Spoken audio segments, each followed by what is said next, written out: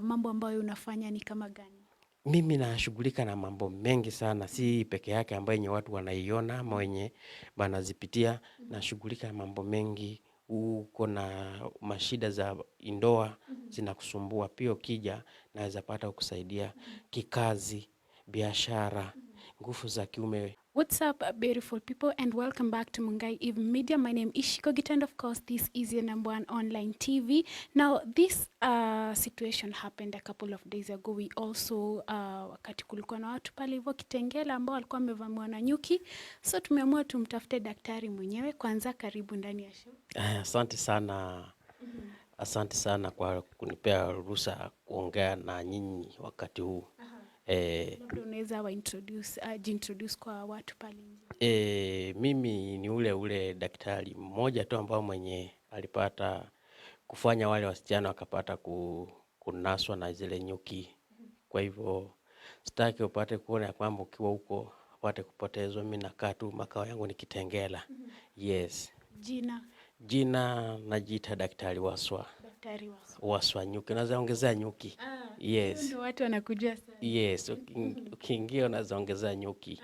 Yeah. And of course hii area watu wanakufahamu sana, hata tukikuja tulikuwa tunaulizia daktari, wanasema yule wa nyuki, na hivyo ndo wanakufahamu. Labda daktari, tueleze labda ile situation kwanza. Sababu watu wameizungumzia sana. Ni jambo ambalo ulifanya hiyo wiki bado ama ulianza mapema? Si hiyo wiki ambayo nilifanya, nilikuwa nimeanza mapema kabla hiyo incident ipate kukuweko. Yes. For how long hivi? Ilikuwa kwa tarehe 27 of last month. Yeah. Hii mwezi ambayo tuko. Yeah. Ile last month tarehe 27. Yeah. Kwa hivyo ili kutake kama wiki moja hivi. Nikawa wao mtu ndiye apate kupatikana. Ilimaliza kitu siku 3 siku 4. Yes. Of course, najua pia wewe uko pale hivyo kwenye mitandao, unaona jinsi ambavyo watu walizungumza pale. And sijui sasa hivi labda relationship yako na watu huku nje imekuwaje kabla we get into what watu walikuwa wanasema pale hivyo online? Mimi chenye naweza pata kuambia watu, mimi niko kaa hao tu. Niko kaa hao tu. Ndio chenye naweza pata kuambia. Watu wako na mashida mbali mbali, lakini sitaki upate kuwa huko uteseke na shida. Na nimeona nimekuja hapa kutoka kule kwote, wengi ambao walikuwa wananisikia tu kunisikia. Nimesonga, niko hapo karibu hapa Kitengela. Yes. Kwa hivyo ile ama kitendo ambacho uliperform pale tuseme ni uganga. Yes, hiyo ni uganga. Wengine wanaweza sema ni daktari. Kwa sababu mganga ni jambo ambao ni tofauti, naweza tofautisha uganga na uchawi. Exactly. Sababu watu walikuwa na confuse sana. Yes, watu walikuwa hiyo kitu kilikuwa kinasumbua watu wengi sana. Sababu ukiweka utofauti, unafaa uweke utofauti mganga na mchawi. Mimi mganga inamaanisha nategua vile ambavyo wametega. Kwa hivyo ukija kwangu kama tuseme mchawi amekufanya mambo mbaya, mimi natoanisha hizo mambo mbaya. Ndio maana ya kusema mimi ni mganga. Nagangua. Yeah. Kwa hivyo tofauti ya mganga na mchawi ni kwamba mganga anategua kile ambacho mchawi Yes. Tofauti ambayo iko hapo, mchawi yeye anafanya mambo zake zile mabaya. Mimi natengeneza zile mambo ambayo zenye mchawi ameadhibu mtu. Yes. Lakini pale hivyo wengi hufikiria kwamba nguvu ambazo zinatumika na mganga na mchawi basi ni the same. Hapana. Si the same, kwa sababu mimi kulingana vile najua na ujuzi ambaye niko nayo, nguvu za mganga zinatokanga labda kwa watu wa ukoo. Ni kitu kinakuanza pole pole kiwa labda mdogo, ama naweza toa kwa mtu ambao mwenye alikuwa anatumia mtu tuseme wa babu ama waguga huko nyumbani. Hiyo ni kitu ambacho kinaweza kuwa kinakupata pole pole. Mimi hata vile mnaniona sikusoma sana, kwa sababu hizo vitu vilikuwa vinanisumbua. Vitu gani? hizo mapepo zilikuwa zinanisumbua ile kipawa ambao chenye nilipewa. Yeah.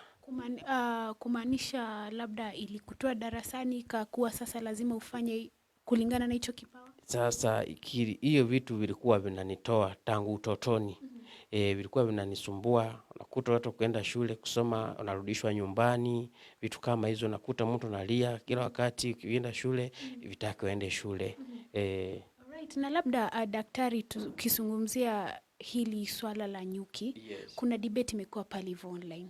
Wengine wakasema kwamba it is not real, kwamba si jambo la ukweli.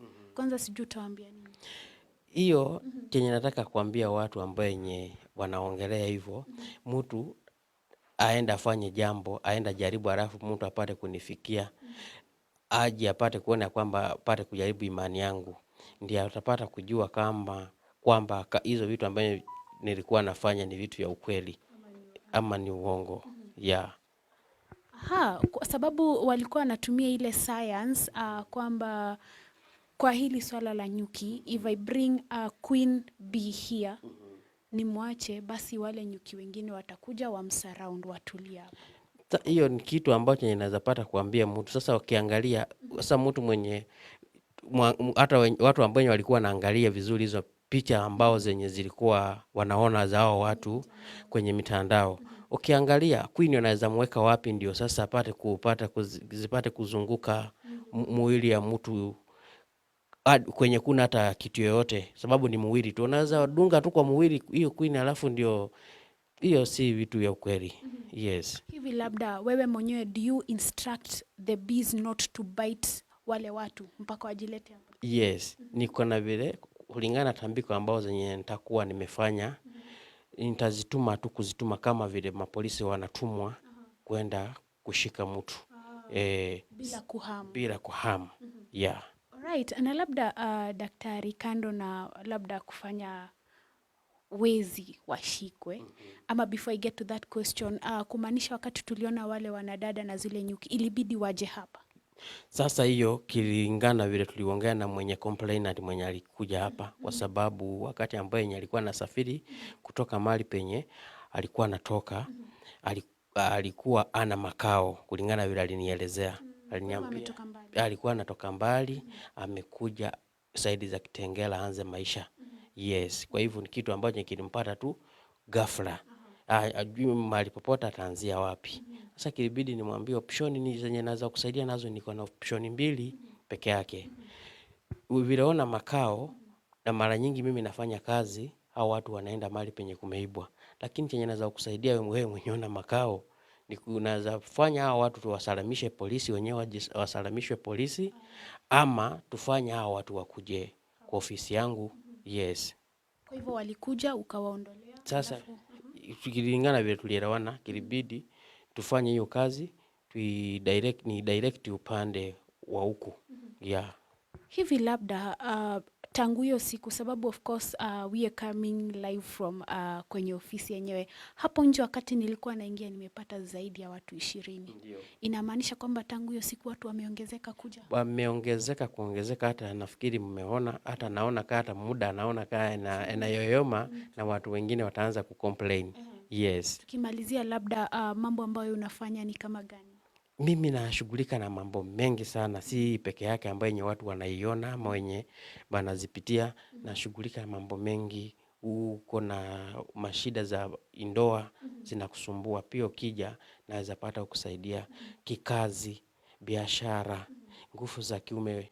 Kuna watu ambao wenye wako huko lakini hayuko sawa, na si ati labda ni kupenda kwao, ni shida tu inakuja hapo, inapata kukuja kutoka ghafla tu. Vitu ambavyo mtu anasumbuliwa na vitu kama jini, ukija naweza pata kukusaidia. Kwa hivyo si ati hii jambo ambayo mliona ndio nafanya peke yake. Ukiwa huko mke wako anakusumbua, ni ule wa kwa nyanyo, ukitaka anaswe, tunaweza pata kufanya nini? Anaswe ili asipate kuona ya kwamba anakusumbua. Wewe ule ambao mwenye uko na mke, ni ule wa kuenda na kutoka, ama uko na mtoto wako ndoa kupata ni shida, wewe kuja tu nitapata kukusaidia. Yes. Umezungumzia mambo ya majini and most of the time watu wanasemanga wakati people are dealing with spiritual things sometimes zinaweza toka kwa yule mwingine zikaanza kusumbua we mwenyewe. Ni jambo umeexperience? Yes, hizo ni jambo ambayo zenye nimeexperience. Najua tunaweza sema kuko na majini, si tunaweza kuwa zile zenye zinaweza toka kwa mtu mwingine kutoka kwa hiyo familia. Naweza kuwa labda ulipatana na jini kigafla. Ile labda ulikuwa unatembea kwa barabara. Kwa hiyo wakati ambao ulikuwa unatembea kwa barabara ukakutana na hiyo jini, hata ukuelewa ulipata vipi. Hiyo jini ukapata kuona kwamba ukabebana nayo. Kaenda naye hadi nyumbani. Sasa ikaanza kukusumbua. Ukawa na zile vitu ambavyo vilikuwa zile majini ambao kutokana na watu labda za kutumwa kama kisirani. Yes. Wewe mwenyewe zishai like kuku affect like umetibu mtu alafu wewe lakini ni kama unasumbuka mahali na ni hizo vitu. Sasa kulingana mimi wakati nikiwa nashughulikia hizi mambo, najua chenye naenda kufanya, najikinga kabla nipate kuingia hatari. Yeah. Alright, na labda umetuambia kwamba umetoka sehemu ya mbali ukaamua ukaribia hapa hivi. Labda mbona Kitengela? Mimi niko na ofisi nyingi, si Kitengela peke yake. Hata ukiangalia niko na ofisi upande wa Western, Eldoret tuko kwa Uasin Gishu, kienda hapo side za Syokimau niko na ofisi, si hapa peke yake. Hata ukienda Kisii, ofisi ziko kila mahali. Ya Mombasa, mwenye unataka kufika hata kule uko na ofisi yenye nimefungulia watu wa ukiwa unaelekea Mombasa. Yes, katikati hapo. Na labda daktari umetokea labda sehemu gani za Kenya hapa? Mara nyingi mimi nakaa Kenya side za huko kwa Uasin Gishu huko. Mara nyingi na side za Western. Lakini mimi si mkaaji, yani mimi si Mkenya. Yes. Unatokea wapi, Tanzania? Mimi ni Muganda. Mimi ni Muganda kule kutoka Kochi. Labda dakika tu moja unaweza tuambia labda ukiangalia sana wateja wako wengi labda huwa na shida gani? Ukiangalia sana watu ambao tuseme hapa Kitengela, watu ambao napata wengi. Najua wengi waliona kisanga ambayo ilifanyika. Wengi ambao wanakuja wako na complaint za wizi, mapenzi, shida nyingi na za kiboma. Watu mtu anakuja na kuulizia hii pia unafanya kwa sababu wananiona kama mimi ni mtu mpya. Yes. Yeah. Kwa hivyo kina mama au kina baba ndo wanafika kwa zaidi? Karibu wote. Najua yes. Wote kwa ujumla kwa sababu naona watu tofauti. La mwisho labda kwa siku unaweza pata watu kama wangapi hapa ofisi? Hata mwenyewe siwezi sema sababu hata mwenyewe najionea kulingana na watu ambao wako hapo na wengine bado wanakuja. Zaidi ya watu 40 in a day. Na wengine wanaongezeka tu kila kukucha, watu wanaongezeka tu kuongezeka. Yes. Hivi ukiangalia hii kamera daktari, nataka labda utuambie labda mahali watu wanaweza kupata, na pia kabla ya kuambia mahali wanaweza kupata, watu wengi wanawaogopa. Wanawaogopa sana, wanaogopa daktari. Labda unaweza ongelesha. Mara nyingi yes, watu wanaogopa kwa sababu kulingana na kisanga chenye pia waliona kinaogopesha watu wengi sana. Na mambo nyingi kuko na watu ambao wanasikia rumors mbaya kuhusu sisi madaktari. Kwa hivyo hiyo ndio, lakini hiyo si kitu kwa sababu mimi ni mtu kama hawa. Fai mtu apate kuogopa hivyo. Yes. Alright, watu wakupate wapi? Sasa mtu ambaye mwenye anataka kunipata mara nyingi watu wananipata kupitia kwa nambari zangu za simu. Yes. Kwa hivyo nambari za simu ndio naweza pata kuambia nielezee watu ili mwenye hajawahi pata hiyo nambari apate kuipokea, ama mwenye alikuwa amepoteza apate kuipokea kimakini. Kwa hivyo naweza anza na Safaricom, niko na namba 3, Safaricom 2 na Airtel 1. Safaricom ya kwanza ni 07 24 75 34 41. Naweza ilegea kwa Kiswahili ni 07 24 75 34 41. Hiyo ndio nambari yangu ya Safaricom ya kwanza. Yes, ya pili ni 011 29 79 64 9. Hiyo ni Safaricom ya pili. Airtel wengi ambao wanapenda kupiga pia kwa Airtel. Juu kuna vile promotion zipo ya naweza wasomea wapitie kwa nambari ya Airtel ni 07 38 99 69 80. Hiyo ndio Airtel yangu. Yeah. Right, asanti sana Daktari Waso kwa muda wako. Takuruhusu sasa uendelee kushughulikia clients. Yes, asante sana kwa kukuja kwenyu. Right. Thank you so much guys for watching this video. I hope your questions are answered because debate imekuwa pale hivyo kwenye mitandao. I hope mmeweza kujibiwa. Until next time, I've been your host Shiko Gitau on all platforms. You can find me at I_am Shiko Gitau.